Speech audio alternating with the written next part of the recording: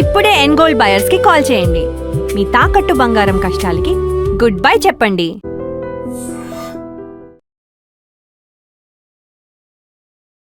Cutter Congress అనే ఒక పేరు తెచ్చుకున్న లీడర్, కాంగ్రెస్ లో ఫైర్ బ్రాండ్ అంటారు. మన ఫిషర్మెన్ కమిటీ చైర్మన్ సాయి గారు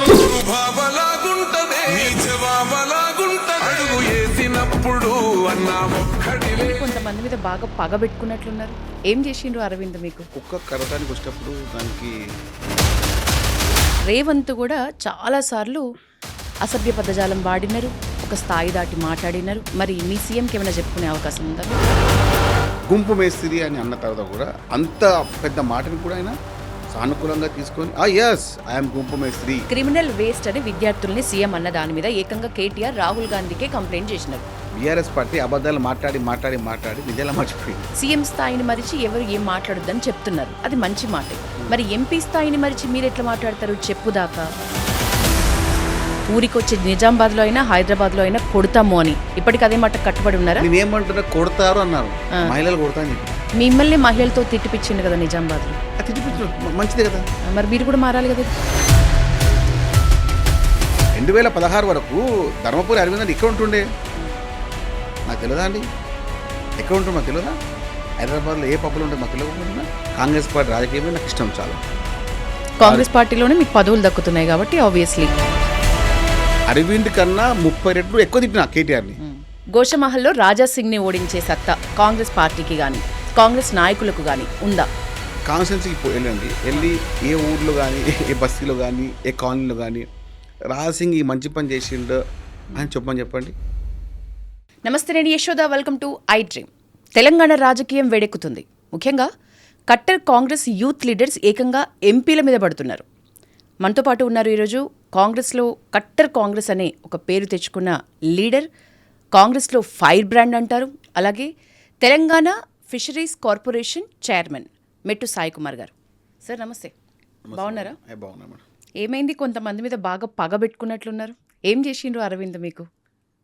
ఎంపీ అరవింద్ మీద ఇంత ఘాటు విమర్శలు, అంత దాడి ఆ స్థాయిలో అవసరమా? అంటే లేదండి, ఇప్పుడు ఒక కుక్క కరవడానికి వచ్చినప్పుడు దానికి చెప్పుతో కొడితేనే ఇంటుంది, లేకపోతే మనం కలిసి వెళ్ళిపోతుంది. ఆ తర్వాత మనం బొడ్డు చూడు 4 నిమిషాలు ఎంచుకోవాలి ఇక అనే సిద్ధాంతం నేను పాటిస్తాను.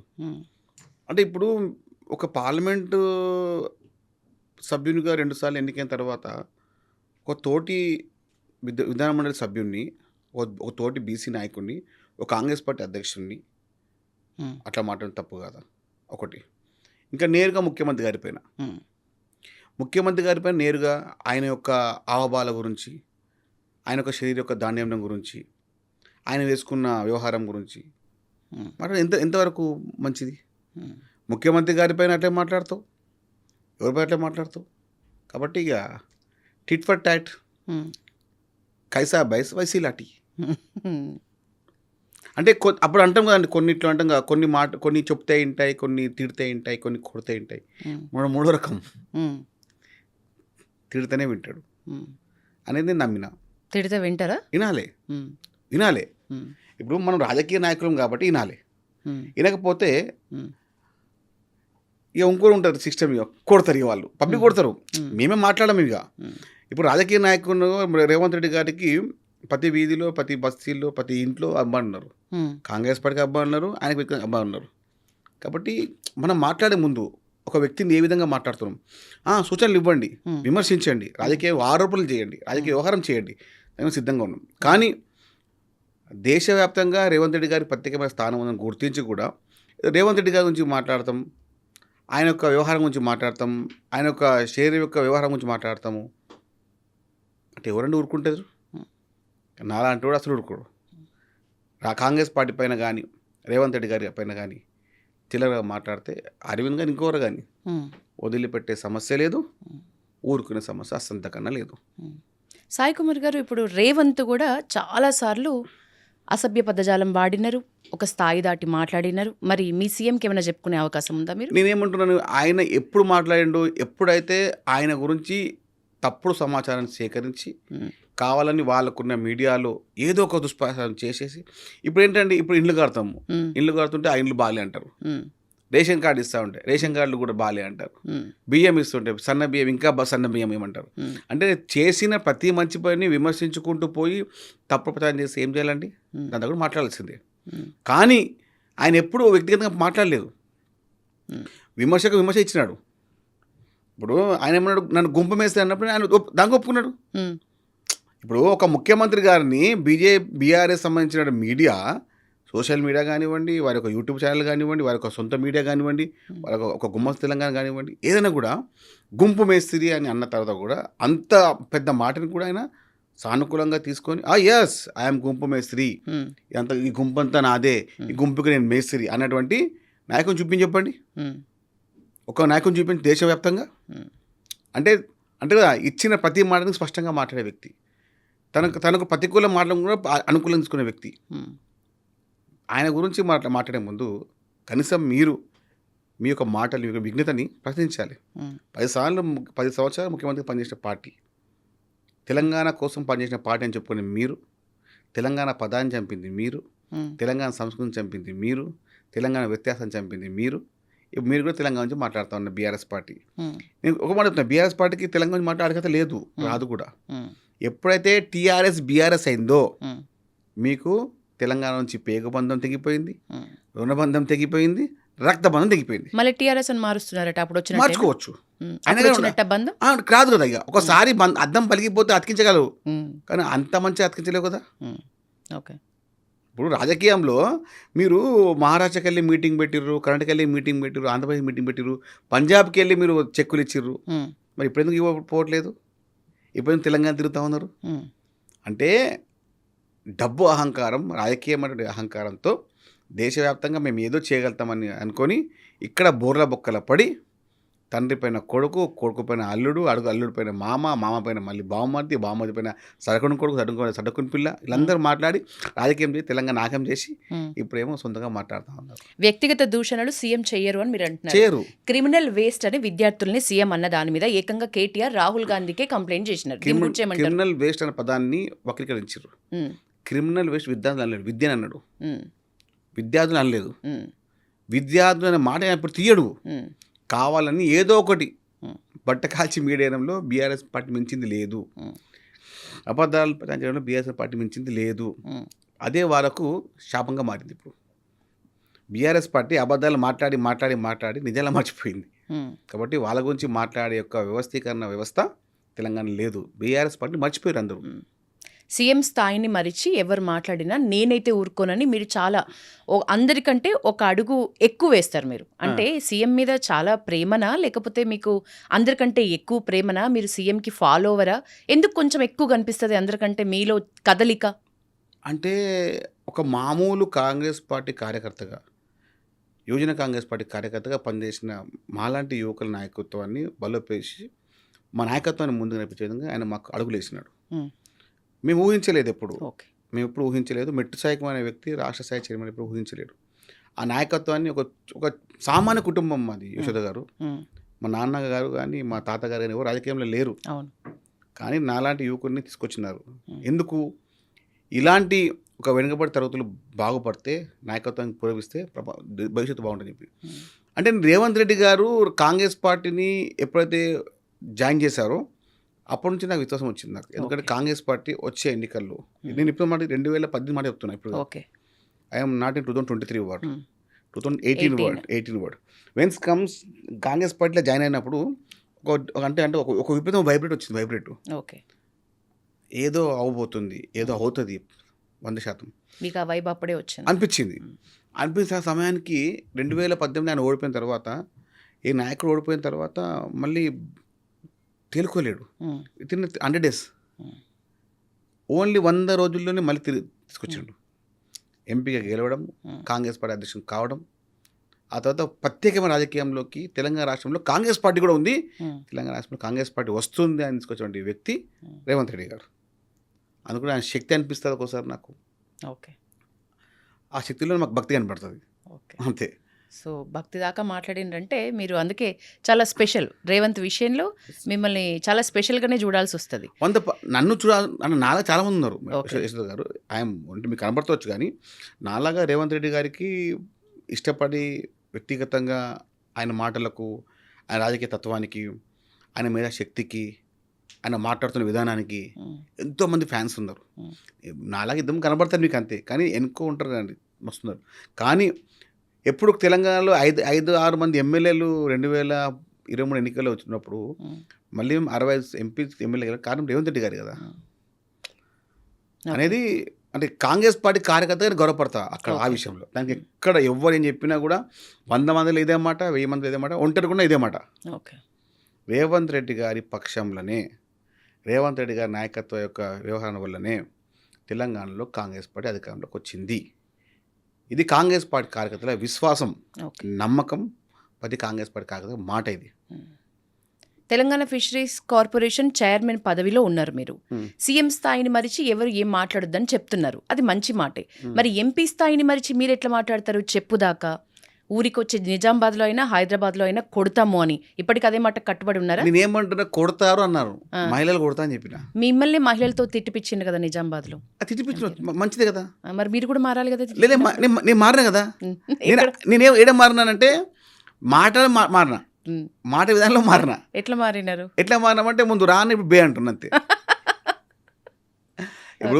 ఇప్పుడు మేడం మీరు ఏమంటారంటే, ఇప్పుడు మన స్కూల్లో మనం చదువుకునే సమయంలో ఫ్రెండ్స్ మనం రాని పిలుస్తారు, అది స్నేహం పైన. అదే ఫ్రెండ్స్ 100 మంది ఉన్నప్పుడు ఎందురా అంటే కూడా మీరు అంత గిల్టీ ఫీల్ అవుతారు. అది ఏంటంటే మనం పెరిగిన ప్రాంగణం వేరా, ఉన్న సమాజం వేరా.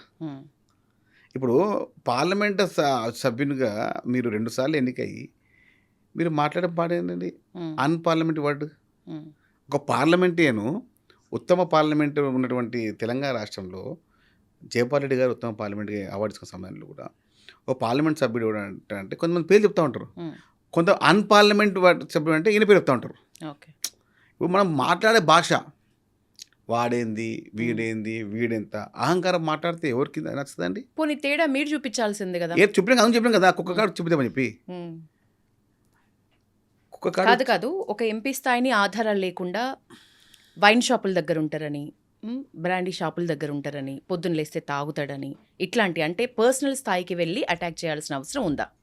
మేడం నేను ఏమంటున్నానంటే, ఇప్పుడు నేను మాట్లాడిన ఏమంటారు వైన్స్ కాడ, ఎస్ గతంలో ఆయన లేకుండానా? గతంలో ఆయన కార్లలో వైన్స్ బాటిల్ లేకుండానా తిరగపోయేది రోడ్ల పైన? కార్ వేసుకుని నైట్ 1 o'clock 2 o'clock వరకు. 2014 వరకు ఆయన వాట్ ఈజ్ హీ? 16 వరకు ఏముండేనా? 2016 వరకు ధర్మపురి అరవింద్ అంటే ఇక్కడ ఉంటుండే, నాకు తెలియదా అండి? ఎక్కడ ఉంటుంది మాకు తెలియదా? హైదరాబాద్లో ఏ పబ్బులు ఉంటుంది మాకు తెలియకపోయినా? ఎక్కువ నైట్ 1 o'clock 2 o'clock తిరిగేది. దాంతో మీకేం సంబంధం అని చెప్తున్నది. నేను గుర్తు చేశాను, గతంలో మీరు వైన్స్ల కాడ పబ్ల కాడ ఉన్నటువంటి వ్యవస్థకు మాట్లాడకండి. ఇప్పుడు పార్లమెంట్ సభ్యులుగా ఉన్నారు కాబట్టి పార్లమెంట్ సభ్యులుగా మాట చెప్తున్నాను. గతంలో 2016 కాదు 2026 10 ఏళ్ల కింద మాట్లాడకని చెప్తున్నా. అట్లే మారితే ఎట్లు చెప్పండి? 2016లో మీరు హైదరాబాద్లో ఉన్న వైన్స్ల పబ్లో ఉండకపోయేదా? చెప్పండి. కూడా మీరే ఆయన నంబర్ తీయండి, ఆయన ఫేస్బుక్ తీయండి, అరవింద్ గారి ఫేస్బుక్ తీయండి. ఒక 10 ఏళ్ల కింద పోయి చూడండి, ఎన్నో పబ్స్ ఎన్నో పోయి గెస్ట్గా పోయవచ్చు. అంటే అట్లాగా మీరు బిహేవ్ చేయకంటు నేను, అట్లా బిహేవ్ చేయకండి.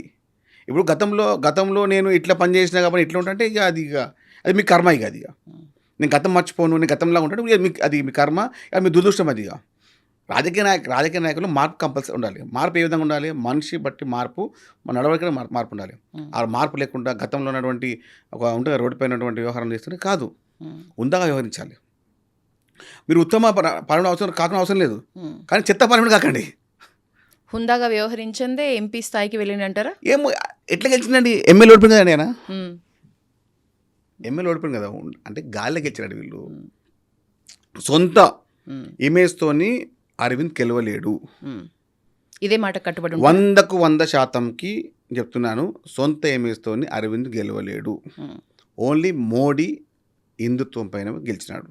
హిందుత్వం అన్నారు కాబట్టి అడుగుతున్నా సాయి, హిందూ నేతల మీదే మీరు అటాక్ ఎక్కువ చేస్తున్నారు, ఎందుకని? ఏ హిందూ నేతలు? హిందూ ఇప్పుడు నేను ఎవరండి చెప్పాలి మీరే. నేను ఒరిజినల్ హిందూ, వాళ్ళకి డూప్లికేట్ ఇంకా అంతేనా? రాజకీయ పక్షంలో బీజేపీ నాయకులు కేవలం రాజకీయ పక్ష హిందువులు మాత్రమే. ఆ తర్వాత వాళ్ళు హిందువుగా వ్యవహరించరు. ఎట్లా వ్యవహరిస్తారు? ఓపెన్ చెప్తున్నా. ఇప్పుడు టెంపుల్ దగ్గర, ఉమ్, అదేవిధంగా బోనాలప్పుడు, వినాయక చవితి అప్పుడు, అమ్మవారు శ్రీరామనవమి. ఉత్సవాలప్పుడు ఓన్లీ శ్రీరామం కాదు, ఇప్పుడు బోనాలకు కనబడరు. ఉమ్. ఓకే. తెలంగాణ బోనాలకు కనబడరు, ఉమ్, దసరాకు కనబడరు, ఉమ్, వినాయక చవితికి కనబడరు. ఉమ్. ఓన్లీ ఎప్పుడు శ్రీరామనవమి, హనుమాన్ జయంతి అంతే. అంటే విధానం దేవులు కదా. ఉమ్. ఓకే. నేను కూడా హిందువుని కదా, నేను పొద్దున్నలో పూజ చేస్తా. ఉమ్. ఎవ్రీ మార్నింగ్ పొద్దున్న పూజ చేస్తా. ఎవరు మీ ఫేవరెట్ గాడ్ ఎవరు? ఎవరు మీ- పూజ చేస్తారు? అమ్మవారిని, నల్లపోచమ్మ తల్లిని పూజ చేస్తాను, ఆ శివుని పూజ చేస్తాను, ఇద్దరిని ఎక్కువ పూజిస్తాను.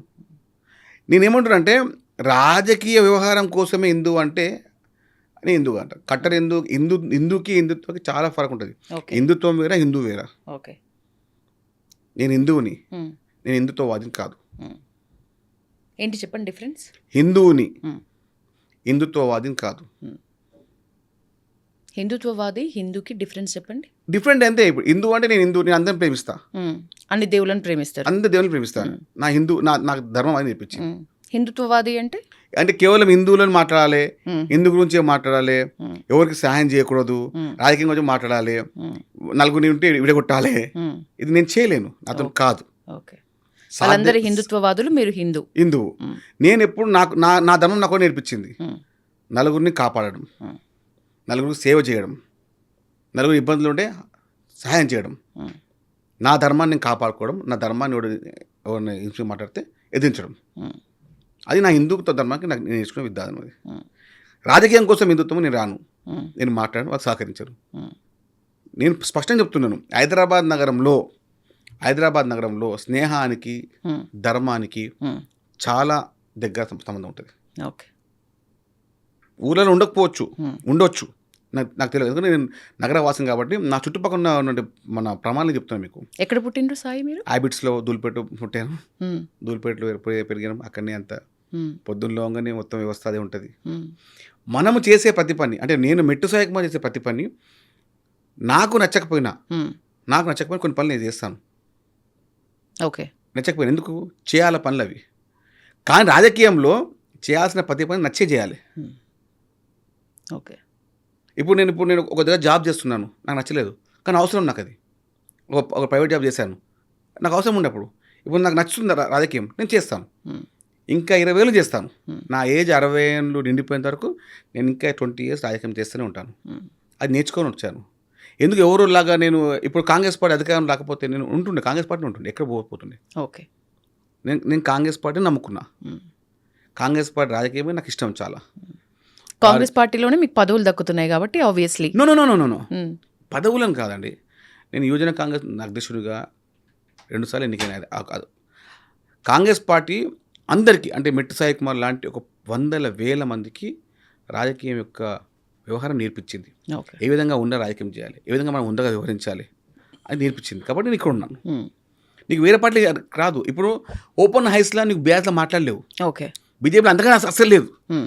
కాంగ్రెస్లో మీకు కావాల్సిన ప్రతి ఒక్క మాట స్పష్టంగా మాట్లాడే పూర్తి స్వేచ్ఛ కాంగ్రెస్ పార్టీలో ఉంది. ఇంకే పార్టీ లేదు, రాదు కూడా. ఉమ్. అంటే బందీష్ మే దవా లగావ్ ఉమ్. కిసికు నై దిక్తా అన్నాడు. ఉమ్. అంటే ఒక ఇంట్లో మీకు మందు వేస్తే ఎవరికి తెలియదు, ఓకే. అదే మీరు ఓపెన్గా వేస్తే అందరూ తెలుస్తుంది. వీళ్ళు బీఆర్ఎస్ బీజేపీలో ఒకటి ఓపెన్ గేమ్ చేయరు, లోపలనే. ఓకే. కాంగ్రెస్ పార్టీ ఏదైనా open book, open secret. Okay. కాబట్టి కాంగ్రెస్ పార్టీ ఇష్టం. ఉమ్. ఇప్పుడు రేవంత్ రెడ్డి గారు కాంగ్రెస్ పార్టీని ఎంచుకునే కారణం ఏముందంటే కాంగ్రెస్ పార్టీలో నాయకత్వానికి వచ్చిన పూర్తి స్వేచ్ఛ ఉంటుంది. ఉమ్.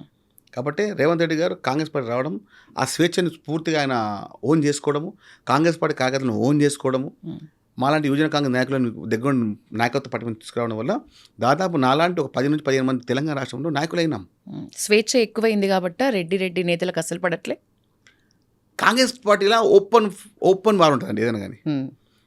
ఇప్పుడు అది ఓపెన్ వారే మీకు అనుకునే స్వేచ్ఛ కనబడుతుంది మీకు. ఓకే. అది ఇప్పుడు రాజకీయంలో అంటగా స్పోర్టివ్నెస్, అంటే క్రీడా రంగంలో కూడా, రాజకీయ రంగంలో కూడా స్పోర్టింగ్ పీరియడ్ లేకపోతే మనం చేయలేము. సో కాంగ్రెస్ కుమ్ములాటలన్నీ పోటీతత్వానికి నిదర్శనం అంటారు. పోటీయే అంటారు. ఒక చిన్న సామెత, మీరు 2023 ఒక మీటింగ్, బోయినపల్లి మీటింగ్ అయిందండి. శ్రీరామ్ కరీ గారు ఉన్నారు. ఓకే. ఆయన మీడియా సంబంధించిన పెద్ద మనిషి. ఆయన ఒక మాట చెప్పడం జరిగింది. ఎక్కడెక్కడైతే శబ్దం ఏర్పడిందో అప్పుడు కాంగ్రెస్ పార్టీ వస్తున్నట్టు అని అర్థం. ఓకే. అంటే అంటే రాజకీయంలో పోటీతత్వం పెరిగింది కాంగ్రెస్ పార్టీలో అంటే అధికారానికి దగ్గరైనామని అర్థం ఓకే. అనే మాట చెప్పి ఆయన చెప్పిండు. నేను అప్పుడు ఇంకా నేను అబ్బా ఎంత మంచి మాట అది. ఇప్పుడు అంటే ఇప్పుడు తప్పు అనే ఇప్పుడు ఈ సమాజంలో తప్పుని తప్పు అనడమే తప్పు. ఓకే. ఒప్పు అనాలా? తప్పుని ఇప్పుడు అంటే ఇప్పుడు మీరు అంటారు కదండి, ఇప్పుడు అరవింద్ తప్పు అన్నాడు, నేను తప్పు అన్నా, అప్పుడు నేను తప్పు అంటారు అందరు. ఓకే.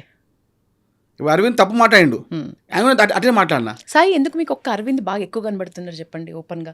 మీకు ప్రధాన శత్రువా అరవింద్? ఎక్కడ మీకు ఎక్కువ అంటే హరీష్ రావు మీద కామెంట్స్ చేసినారు, కేటీఆర్ మీద కామెంట్స్ చేసినారు, అన్నిటికంటే ఎక్కువ ఒక పగ స్థాయిలో కనిపిస్తుంది మీరు మాట్లాడుతుంటే అరవింద్ మీద. ఎందుకని అంత? అట్లా ఏముండదు మేడం, మీరు అంటే అట్లా అంటే అరవింద్ మాట్లాడే మాటలు అట్లా అనిపించింది.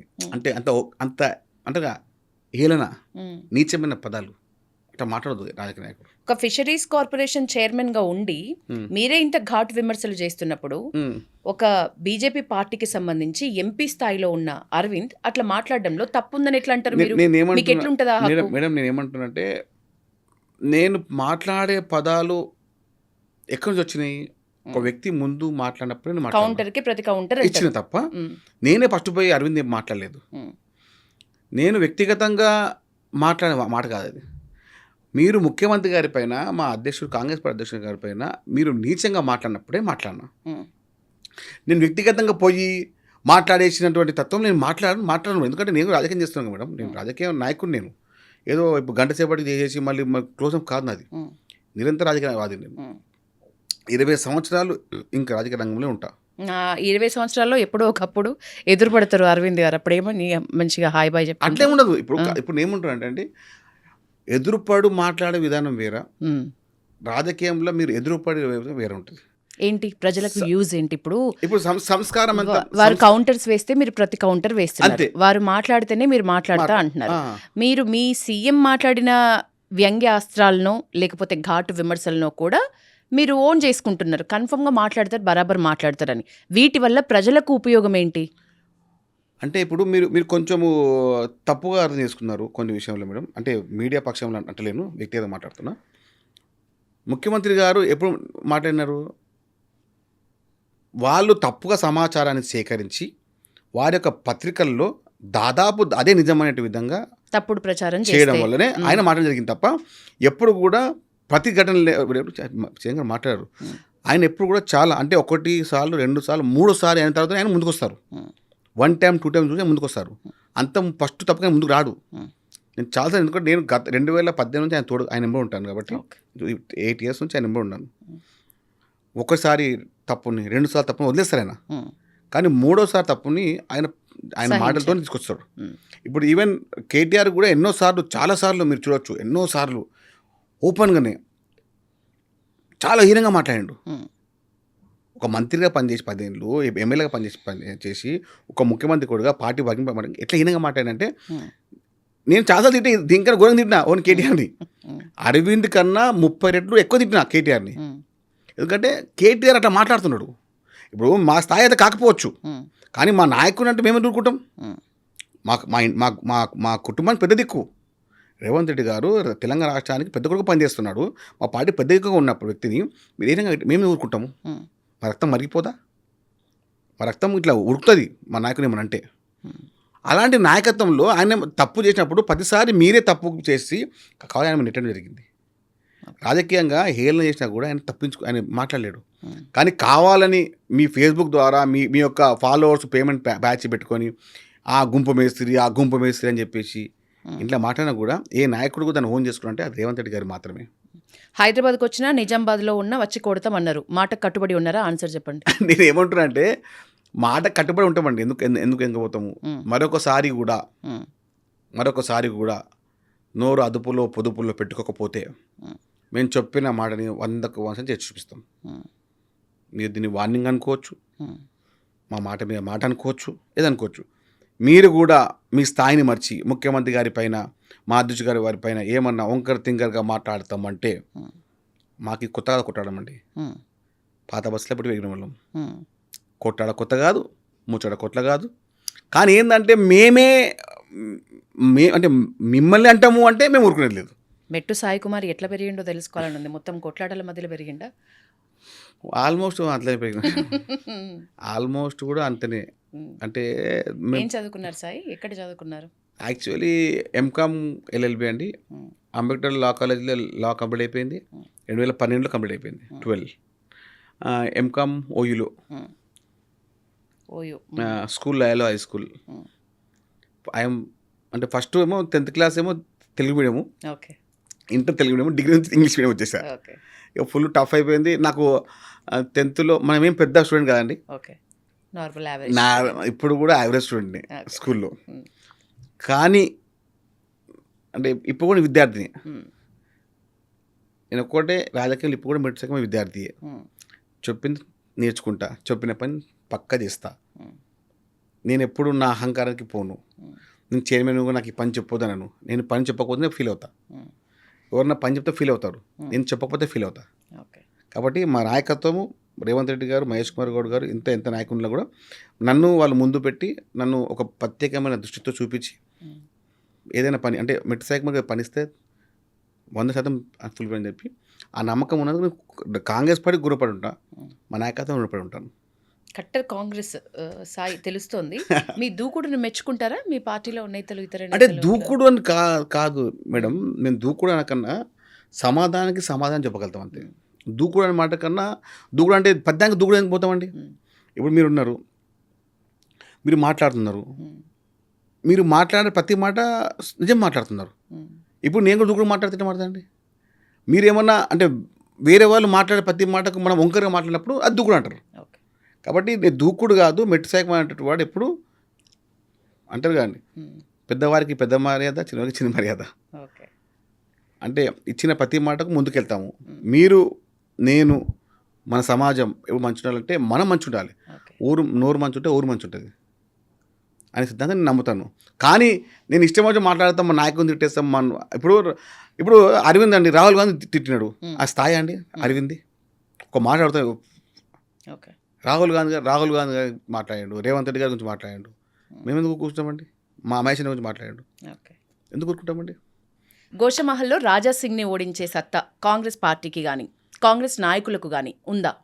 అంటే మీకు మేడం ఒక చిన్న పొలిటికల్ సంబంధించిన ఒక చిన్న మాట ముచ్చట అనుకోండి. 2014 సంవత్సరంలో ముఖేష్ గౌడ్ గారు రాష్ట్ర మంత్రిగా ఉండే, అప్పుడు రాజ్ సింగ్ కార్పొరేటర్గా ఉండే. ఓకే అప్పుడు అనుకున్నారు ఏమని, ముఖేష్ గౌడ్ని రాజ్ సింగ్ ఓడగడతారా, రాజ్ సింగ్ అంత సీన్ ఉందా అన్నారు. Everything is possible in politics. Okay ఏదైనా జరగవచ్చు రాజకీయంలో, ఓకే ఎప్పుడైనా జరగవచ్చు రాజకీయంలో. ఓకే అది కేవలం రాజకీయంలో మాత్రం జరుగుతుంది. రాజా సింగ్ అదృష్టవంతుడు మాత్రమే, అదృష్టవంతుడు అంటే అంతే ఓకే అంతే. ఇక దానికి చాలా కారణాలు ఉన్నాయి. అదృష్టంతో అంత చరిష్మా వస్తుందా? అంత అంటే ఇప్పుడు నేను అంటే మీరు 3 సార్లు ఎమ్మెల్యే గెలిచిన తర్వాత మీరు కాన్స్టిట్యున్సీకి వెళ్ళి ఏ ఊర్లో కానీ, ఏ బస్తీలో కానీ, ఏ కాలనీలో కానీ రాజా సింగ్ ఈ మంచి పని చేసిండు అని చెప్పండి. చెప్తే నేను పోటీ చేయను. ఓకే 2014 నుంచి లెక్కపెట్టి ఈ రోజు వరకు 26 వరకు రాజా సింగ్ ఈ మంచి పని చేసిండు, ఈ రోడ్ వేసిండు, ఇది మూమెంట్ చేసిండు ఇది అని చెప్పండి. నేను రాజకీయాల్లో పోటీ చేయక నుంచి వేరే దగ్గర వెళ్ళిపోతా, వేరే కాన్షియన్స్ పోయి పోటీ చేసుకుంటా. ఓకే ఓపెన్ చెప్తున్నా, ఓపెన్ మాట, ఓపెన్ స్టేట్మెంట్ ఇది. ఓకే అంటే అదృష్టవంతం ఏమంటే కొంతమంది ఆయన పట్టుకునే విధానం, హిందుత్వం పట్టుకునే విధానము, ఆ సమయానికి అక్కడ చాలామంది యువత ఆయన మాటలకి లోను కావడము. ఎగ్జాక్ట్లీ సాయి, కొన్ని చోట్ల హిందుత్వ వాదులే కావాలేమో, అందుకే రాజా సింగ్కి ఆ చరిష్మా ఉందేమో. మరి మీరు నేను ఓపెన్గా నేను హిందువును మాత్రమే, హిందూ వాదిని కాదు అని స్టేట్మెంట్ ఇస్తున్నారు. అవునండి, హిందూ చాలా గొప్ప కదా హిందూవాది కన్నా. ఓకే హిందూ చాలా గొప్ప, హిందూ ధర్మం గొప్ప. I feel that. నమ్ముతారా సనాతన ధర్మాన్ని, 100% కర్మని, కర్మ సిద్ధాంతాన్ని నమ్ముతా. కర్మ లేకపోతే మెట్టు సాయి కుమార్ 2011 నుంచి ఇప్పటివరకు రాజకీయం కాంగ్రెస్ పార్టీ ఎందుకు ఉంటాడు? కర్మ ఎందుకు బీజేపీలో రాజ్ సింగ్ ఉంటాడు? ఎందుకు మా ఇద్దరికి ఎప్పుడు ఇంట్లో ఎదురు బదులుకున్నా ఎందుకు మేము కొట్టాడుకుంటున్నాము? ఓకే అంటే కర్మ ఉంది కాబట్టి. మేము ముందు నుంచి వ్యవహారం చేసాం కాబట్టి. నేను కాంగ్రెస్లో ఉన్న అప్పుడు టీడీపీలో ఉండే. Okay when I'm Congress party ఆ time and TDP then it comes to BJP Congress. అంటే నేను ఎంచుకునే సిద్ధాంతం నాది, నాకు కరెక్ట్ ఉంది, నాకు ఎక్కడ నేను మిస్గాలు. ఆయనకు ఆ సిద్ధాంతం సెట్ అయిపోయింది. రాజాసింగ్ టీడీపీలో కాలేడు కానీ బీజేపీకి ఓన్ అయిపోయాడు హిందుత్వం కాబట్టి. మెట్సాయి కుమార్ హిందూ కాబట్టి కాంగ్రెస్ ఓన్ అయిపోయాడు. మైండ్లో ఎదురుపోతురే ఇక్కడ ఉంటుంది, కొంచెం రోడే మాకు క్రాస్ అంతే. మాట్లాడుకున్నారా ఎప్పుడైనా మీరు? హాయ్ అంటే హాయ్, బాయ్ అంటే బాయ్ అంతే. ఓకే, కలిసి మాట్లాడతాం అలా అంటే. కానీ రాజకీయ పక్షంలో మా పార్టీ వేరు, మా సిద్ధాంతాలు వేరు, మా యొక్క పోటీతత్వం వేరు ఉంటుంది. ఇప్పుడు అరవింద్ కలిసినా మంచిగా హాయ్ బాయ్ చెప్పుకుంటా. హాయ్ అంటే నమస్తే. ఇప్పుడు అరవింద్ గారు నమస్కారానికి ఉంటుంది. ఆయన హార్ట్ హౌస్, నేను అట్లా చూస్తా. రిసీవింగ్ ఉంటుందండి. ఇప్పుడు రాజకీయ పక్షంలో మాట్లాడితే ఏమంటాము, రా అంటే బే అంటాము. రిసీవింగ్ అంతే. ఇప్పుడు చిన్న ఏం లేదు, ఏముంటుంది రాజకీయంలో, చిన్నవి ఉండదండి రాజకీయంలో, పెద్ద చిన్న ఏముండదు, ఒక హోదా ఉంటుంది అంతే. హోదాని బట్టే మనిషి అంతే. ఓకే, పెద్ద చిన్న అంటే ఎందుకంటే ఇప్పుడు ఎంపీలు ఉన్నారండి. ఇప్పుడు కిషన్ రెడ్డి గారు ఉన్నారు, దత్తాత్రేయ గారు ఉన్నారు. ఇప్పుడు కిషన్ రెడ్డి గారు హోదా ఉన్నారు, దత్తాత్రేయ గారు వదలలేరు. ఇప్పుడు కుర్చీ ఉంటే ఎవరు కూర్చుంటారు, ఇప్పుడు ఎవరు లేస్తారు? దత్తాత్రేయ గారు పెద్ద మనిషి అని చెప్పి లేస్తారు, కిషన్ రెడ్డి గారు కేంద్ర మంత్రి అని లేస్తారు. కానీ కిషన్ రెడ్డి గారు దత్తాత్రేయ గారు ఉన్న ప్రేమ అని మీకు తెలియాలి, మాకు తెలుసు కాబట్టి హోదా ప్రకారంగా మనిషికి గుర్తింపు ఉంటుంది. ఇప్పుడు ఎమ్మెల్యే వచ్చేసి 25 ఏళ్ళు 30 ఉన్నాడు, ఆ వార్డు కౌన్సిలర్ వచ్చేసి 50 ఏళ్ళు. ఇప్పుడు ఆయన ఎవరు పిలవాలి మనం? వార్డు కార్పొరేటర్ 50 సంవత్సరాలు ఉందండి, కానీ ఎమ్మెల్యే 30 ఏళ్ళు ఉన్నాడు. ఇప్పుడు మనం ఎవరు గౌరవించాలి? హోదానే. ఎమ్మెల్యే హోదా పెద్దది, వయసు చిన్న కూడా హోదా పెద్దది అంతే. ఆ హోదా ముందుకెళ్తాం ఎవరు కానీ. కానీ రాజకీయంలో ఇది మామూలే, ఎవరు ఎక్కడ చేసినా ఎవరేం మాట్లాడినా హోదాని చాలా చాలా కీలకం. ఏ హోదాకి వెళ్దాం అనుకుంటున్నారు సాయి? ఇప్పుడు రాజకీయం చేసిన ప్రతి వాడు ఒక గోల్ ఉంటుందండి. ఎమ్మెల్యే కావడం, ఎమ్మెల్సీ కావడం, ఎంపీ కావడం. అల్టిమేట్ గోల్ ఏంటి పాలిటిక్స్లో? ఎమ్మెల్యే కావడము, ఒకసారి మంత్రి కావడం. సో మీరు ఎమ్మెల్యే నెక్స్ట్ టర్మ్లో అవుతారా? ఆ నమ్మకం ఉంది? ఉంది 100% అవుతా. ఓకే, మీ బలం ఏంటి? కాంగ్రెస్ పార్టీ కార్యకర్తలు నా బలం. బలహీనత తెలుసా మీకు? బలహీనత అంటే మా అమ్మ. మీ అమ్మ మీ బలహీనత ఎట్లా, ఎందుకని అట్లా? అంటే కొంచెం ఇబ్బంది పడుతుంటుంది. ఓకే, అంటే రాజకీయంలో చాలా మట్టుకు అందరూ కొంచెం భయం కూడా పడుతుంటదేమో. అంటే రాజకీయంలో అందరూ మోసం చేస్తూ ఉంటారు, చూసి ఉండాలి, చేస్తుండాలా, ఇబ్బంది పడుతూ ఉంటావు, నువ్వు ఏదో ఒకటి అనేస్తూ ఉంటావు, ఈ దానం చేస్తూ ఉంటావు అని మా అమ్మ భయపడుతూ ఉంటుంది. నేను చెప్పిన అట్లేం లే అమ్మ, నేను ఇంత ఖర్చు పెడితే మా అమ్మకు తెలియదు, ఖర్చు పెడితే ముందు రానియదు. ఎంత అంటే ఏం లేము, ఇంత కొంచెం అయింది అంటే వెళ్ళిపోతాం. అంటే ఒక సామాన్య కుటుంబం, 7 మంది పిల్లలం మేము. 7 మంది పిల్లలు. మా అమ్మ ఎట్లా పెంచిందో మాకు తెలుసు కదా. మా అమ్మ పెంచింది మా విధానము. ఆమెకి ఏంటంటే మనము కష్టమే ఎక్కువనా? అమ్మ కష్టం ఎక్కువ, మనదేం లేదు. ఓకే, అమ్మనే కష్టం ఎక్కువ పడి ఇక్కడ నేను నాన్న కష్టం లేదా అంటున్నా? నాన్న ఎంప్లాయ్ ఉండే. ఓకే, నాన్న గవర్నమెంట్ ఎంప్లాయ్ ఉండే. ఇక మొత్తం మా ఇంటి మొత్తం వ్యవస్థ, అక్క చెల్లెల్ని, తమ్ముళ్ళని, నన్ను, అన్నని, చెల్లెలు. ఎన్నో వాళ్ళు మీరు? 3. ఫస్ట్ అక్క, సెకండ్ అన్నయ్య, నేను, మా తమ్ముడు, 3 చెల్లెలు. 3 చెల్లెలు మొత్తం 4 ఆడపిల్లలు, 3 మగ పిల్లలు, 7 మంది పిల్లలు.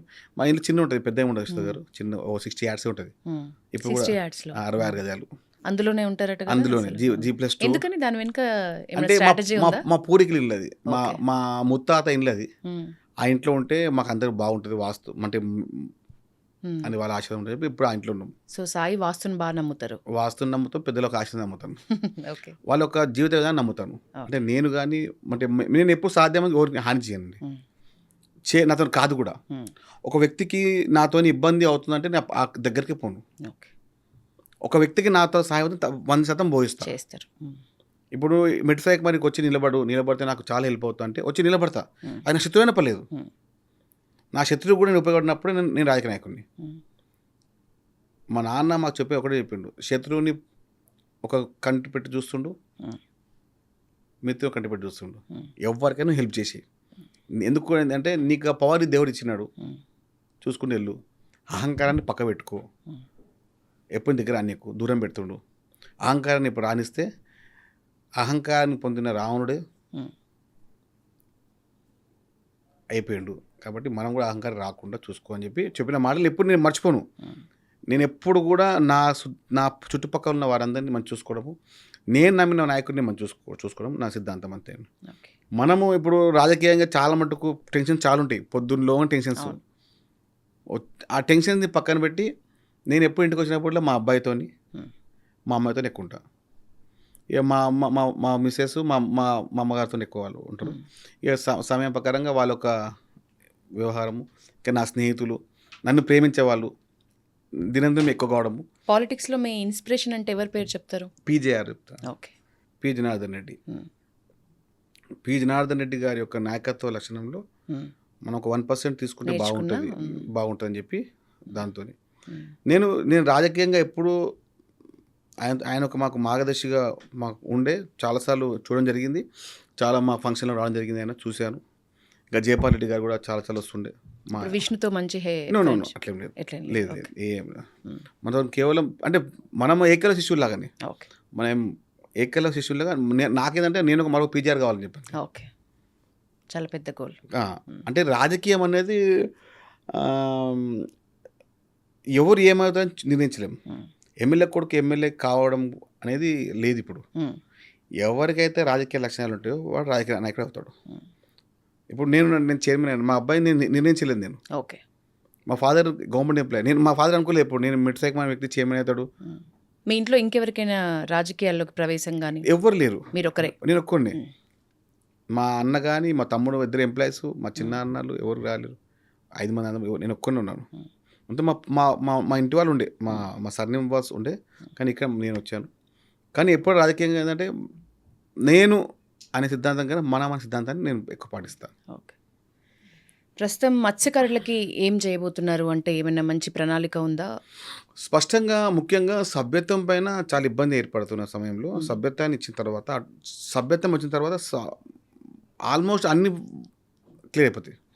కాబట్టి ఆటోమేటిక్గా సభ్యుల వ్యక్తులకు లబ్ధి చేకూర్చడం, సభ్యత్వం అనేది మెయిన్ ఎజెండా. ఓకే.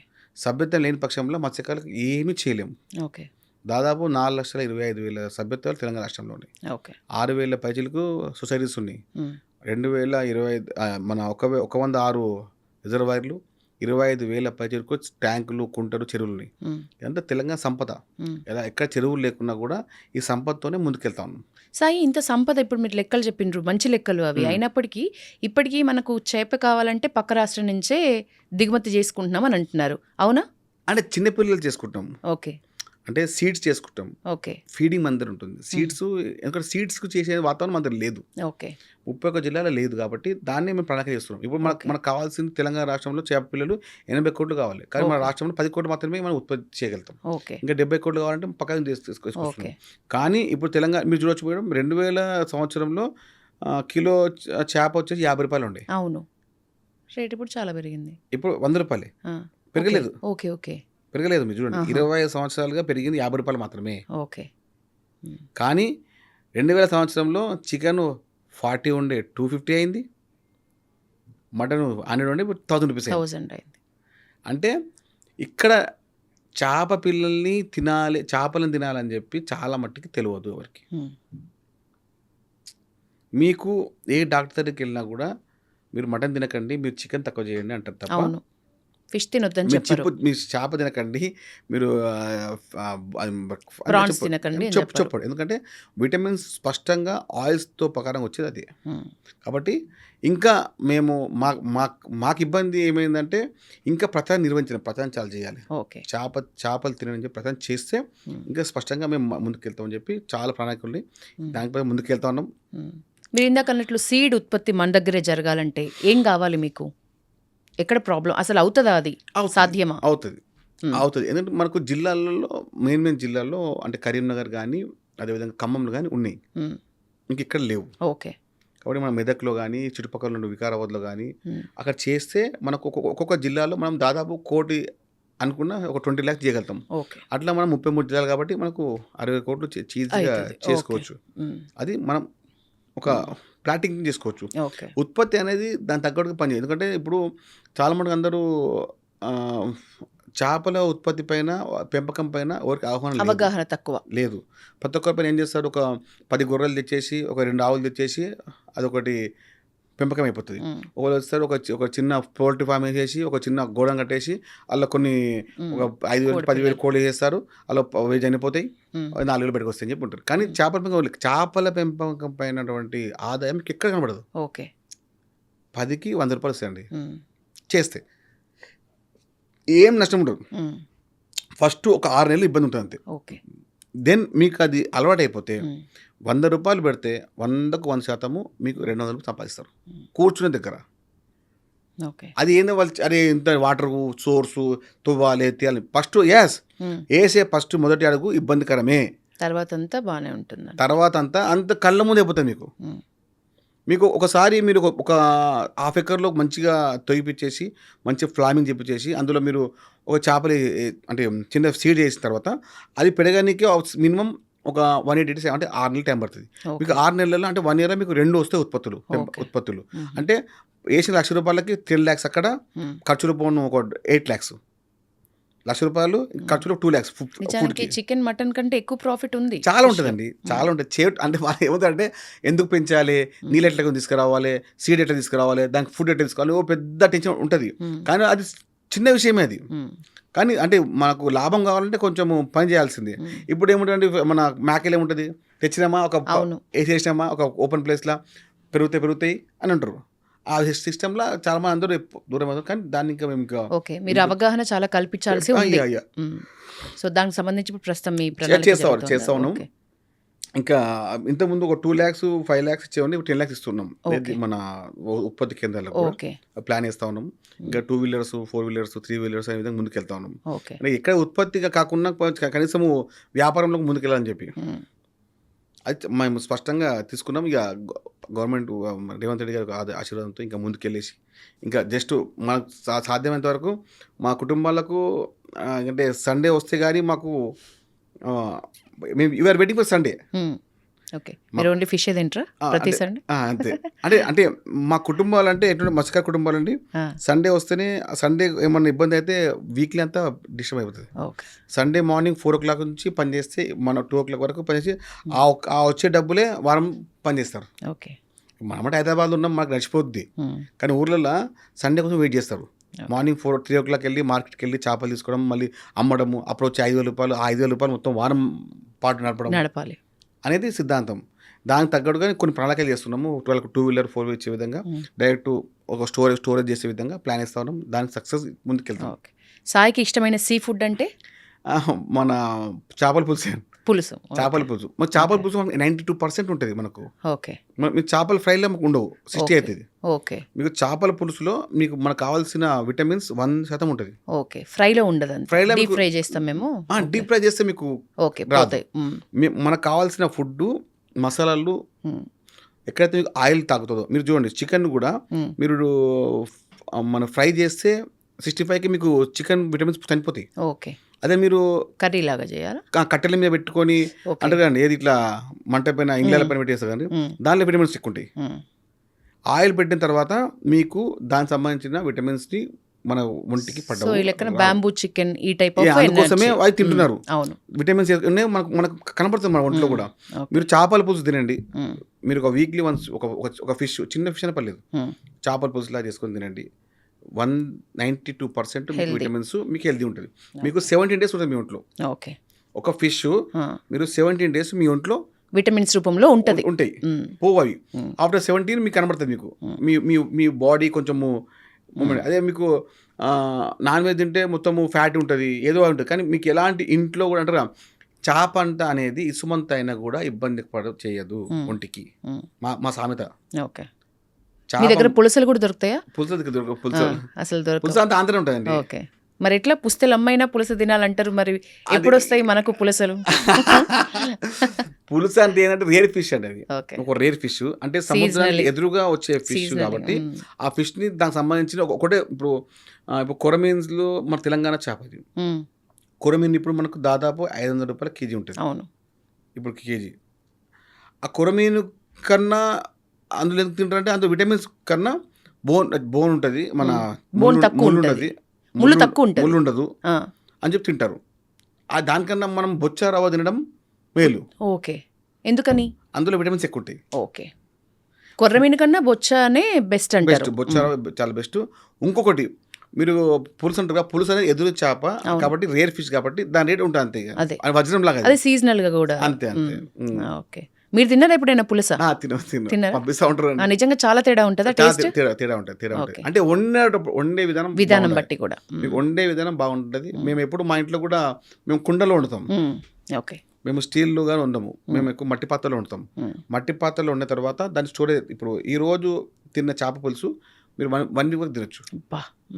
దాని taste day by day change. General గానే నెక్స్ట్ డే కి బాగుంటది పులుసు. ఇంకా 4-5 డేస్ అంటే ఇంకా 3 days తింటాం కంటిన్యూ. Great 3 days. ఈరోజు సండే పూట మేము వండిన తర్వాత హెవీగా వండుతాం. చిన్న బగాన్స్ ఉంటాయి, ఓకే, మంచిగా వండి పెడతాము. ఇక పులుసు అల్లో ఇంకుంటుంది, ఒక పులుసు ఒక ముక్క తినేస్తాం. అట్లా మా ఇంట్లో ఫుడ్ ఇస్ అందరూ. సో మీ హెల్త్ సీక్రెట్, మీ ఇంట్లో వాళ్ళ హెల్త్ సీక్రెట్ కూడా అంటే ఫిష్, ఎక్కువ ఫిష్. మా అమ్మ చాలా బాగుంటుంది. మా అమ్మ బేసిక్ కరీంనగర్. మా వాళ్ళు సూపర్. మా అమ్మ వాళ్ళు అంటే అంటారు కరీంనగర్ బెస్ట్ వాళ్ళు చాలా బాగుంటారు. ఓకే, నాన్నది ఎక్కడ డిస్ట్రిక్ట్? హైదరాబాద్ అండి. ఓకే, హైబిట్స్, దూల్పేట. ఓకే, మొత్తానికి చేపలు బాగా మన హైదరాబాద్ జనాలకి ముఖ్యంగా, మీరు ఒక చైర్మన్గా ఉన్నారు, బాగా అలవాటు చేయండి. ఎలాగూ హెల్త్కి హెల్త్ వస్తుంది. నిజానికి చికెన్ మటన్ కంటే సీ ఫుడ్ అనేది ఎవర్ గ్రీన్ ఎప్పుడైనా బెస్ట్.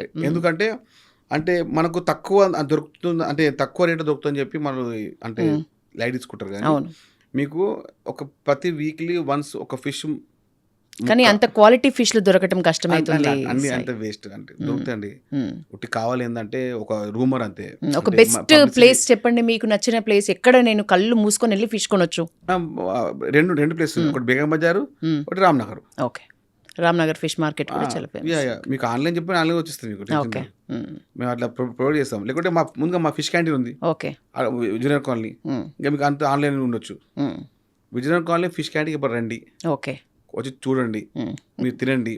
22 రకాల ఫిష్ ఐటమ్స్ ఉంటాయి. ఓకే, తప్పకుండా వస్తాం. తప్పకుండా మీ దగ్గరికి. మీరు మంచి టైం ఇచ్చినారు ఈరోజు. మీరు కూడా స్థాయి పెరిగే కొద్దీ ఇంతే ప్రజల్ని ఓన్ చేసుకొని ఉండాలి అని మనస్ఫూర్తిగా కోరుకుంటూ ఐ డ్రీమ్ నుంచి thank you so much Sai Kumar గారు. థ్యాంక్ యూ అండి.